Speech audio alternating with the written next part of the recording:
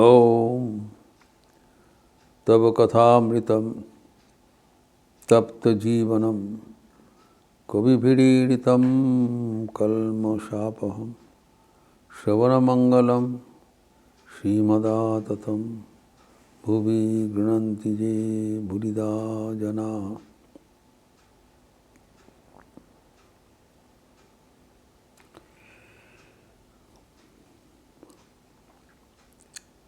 श्रद्धा अवलंबन होने से कैसे अलौकिक शक्ति आ जाते हैं हम देखे हैं। उदाहरण दृष्टांत के साथ शास्त्र एवं पुराण में दिया गया है।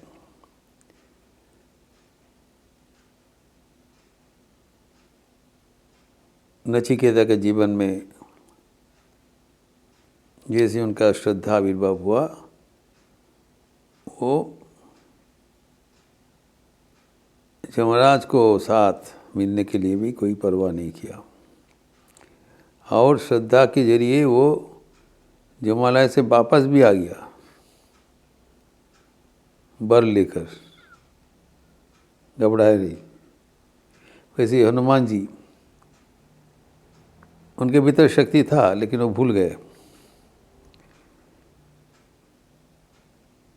लेकिन जब जाम्बवान जी उनको याद दिलाया तब वो छलांग मार के लंका में पहुंच गया।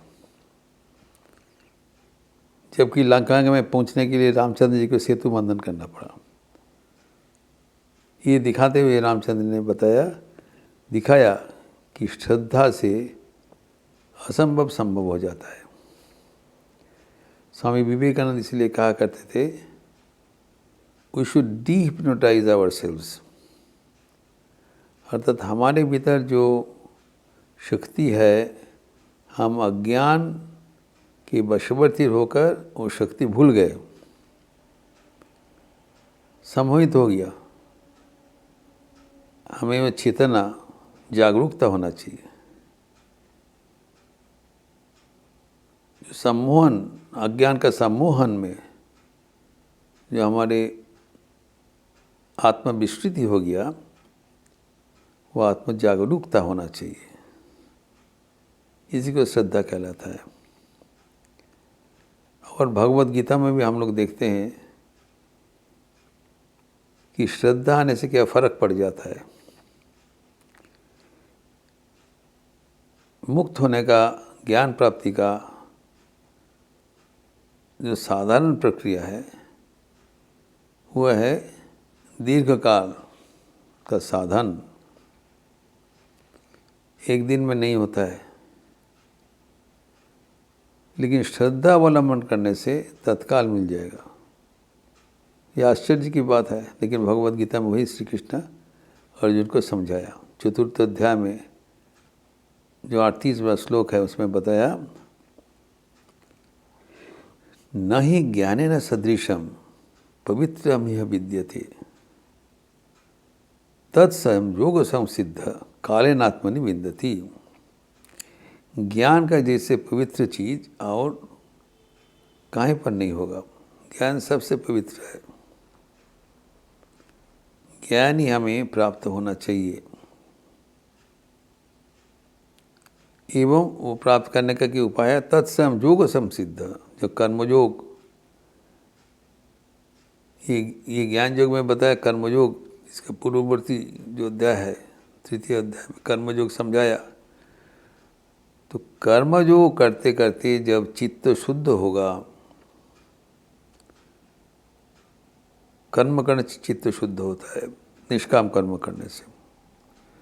तो निष्काम फल की इच्छा एवं कर्म की इच्छा छोड़कर, कर्माशय में फलाशय छोड़कर निष्काम होकर जब कर्म करते करते धीरे धीरे कालेन आत्मा, दीर्घ काल, एक दिन का बात नहीं है।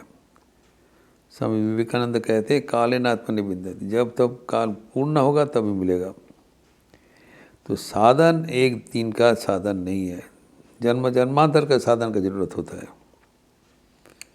करने से सिद्धि प्राप्त होगा। एवं सिद्धि प्राप्त होने के बाद जो ज्ञान आवरण होता है वो उससे पवित्र और कुछ नहीं होता है। तो चित्त शुद्धि होने से सिद्ध हो जाएगा, पवित्र हो जाएगा। उस पवित्र हृदय में ज्ञान का परछाई दिखाई पड़ेगा, ज्ञान प्रतिफलित होगा। हमारे जो मन अभी एक शीशा का जैसा है, उसमें अनेक प्रकार का मैल मलिनता पड़ा हुआ है, नाना प्रकार का कामना वासना का मैल, धूल मैल से पड़ा हुआ है।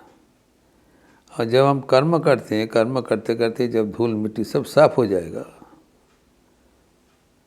तब उस साफ मन में, शीशा में सूर्य का प्रतिबिंब, सूर्य का परछाई दिखाई पड़ेगा, भगवान का परछाई दिखाई पड़ेगा।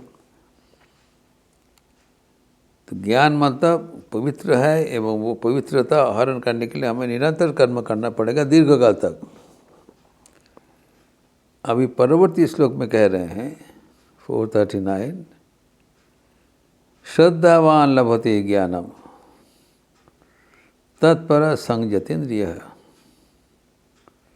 ज्ञानम लब्धा पराम शांति अचिरे नाधिगच्छति। देखिए भगवान श्री कृष्ण का कैसे विचार। जो ऐसी तो नॉर्मल चैनल है, जो को सब चिंता कालेनाथ में दीर्घ काल करते करते वो प्राप्त होगा, सबके लिए उपलब्ध है।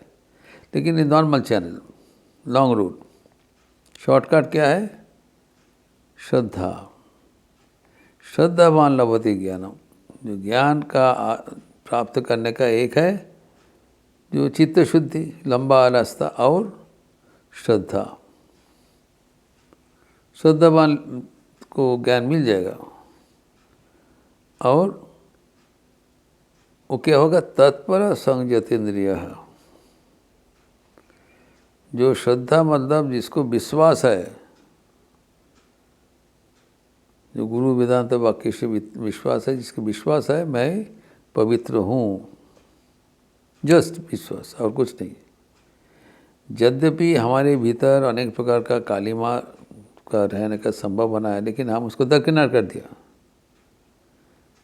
ठाकुर कहते हैं कि जो कहते हैं मैं मुक्त हूँ, वो मुक्त हो जाता है। जो कहते हैं मैं पापी हूँ, वो पापी बन जाता है, जब विश्वास के जरिए। जो मुक्त अभिमानी है वो अच्छा मुक्त है, जो बद्ध अभिमानी है बद्ध है।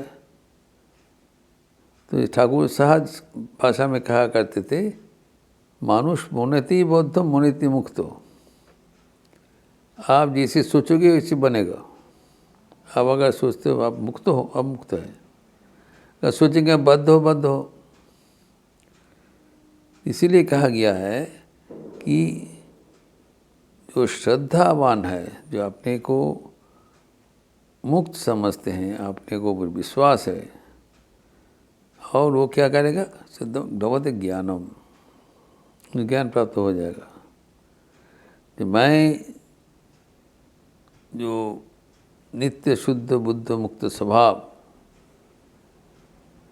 शुद्ध आत्मा हूँ, ये जो उपलब्धि, ये जो ज्ञान,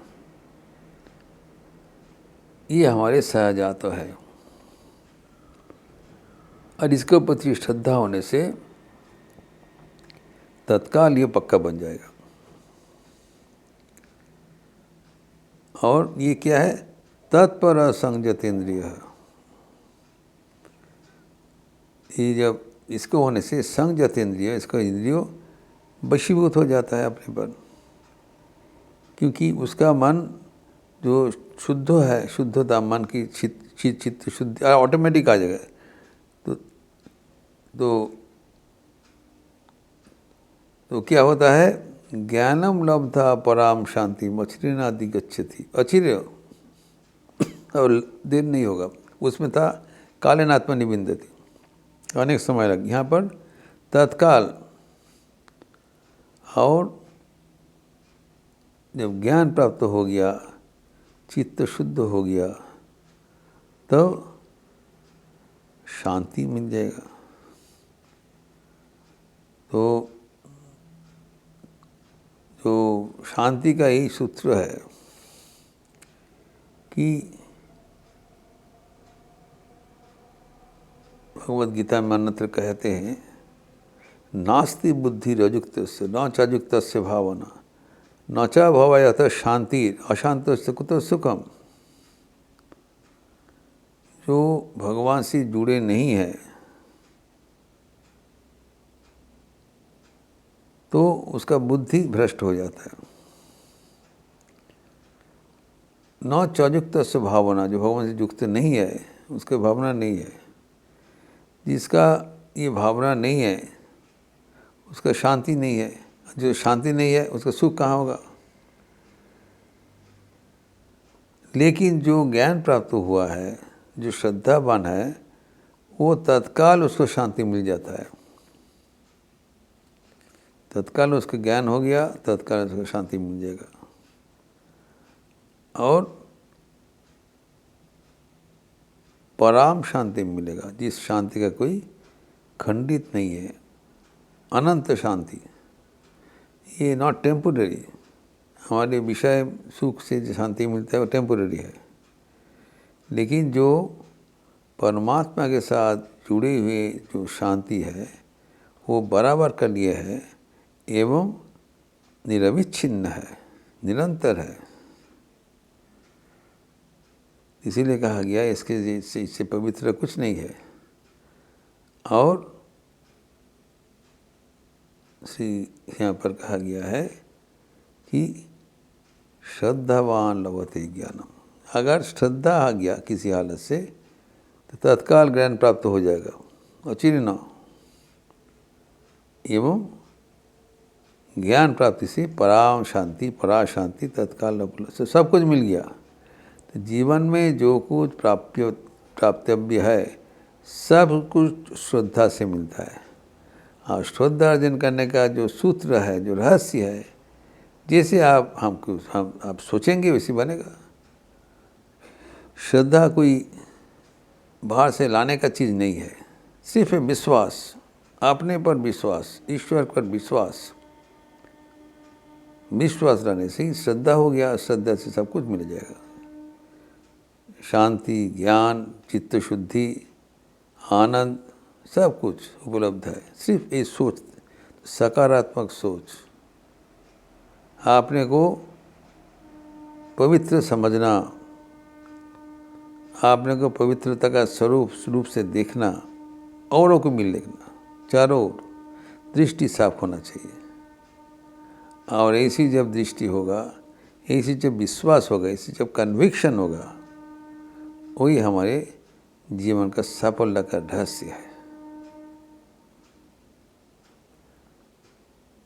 जब इतना ही बताया भगवद गीता में, ये भी बताया अगर किसी को ऐसी श्रद्धा नहीं है तो क्या होगा, उसका भी नतीजा आगे बताएंगे, जो परवर्ती काल में हम चर्चा करेंगे। ओम शांति शांति शांति। हरि ओम तत्सत। श्री रामकृष्णार्पणमस्तु।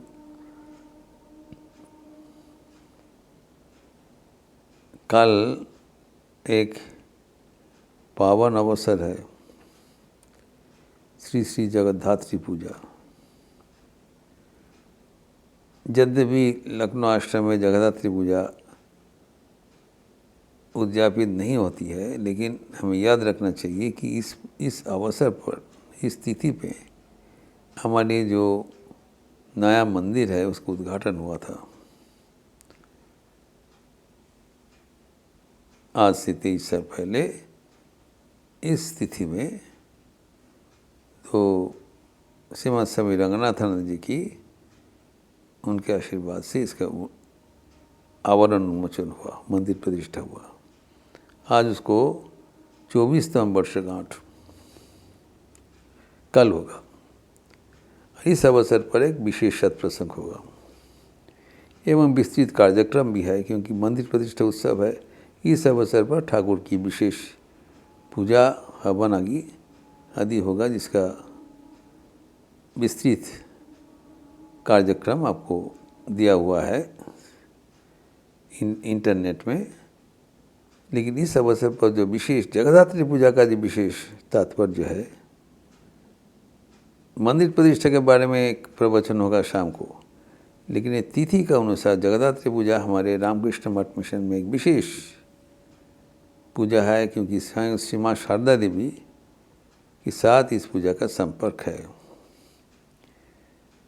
ये तात्पर्य क्या है, इसके बारे में विस्तृत चर्चा हम लोग करेंगे कल। आप लोग सब स्वागत है।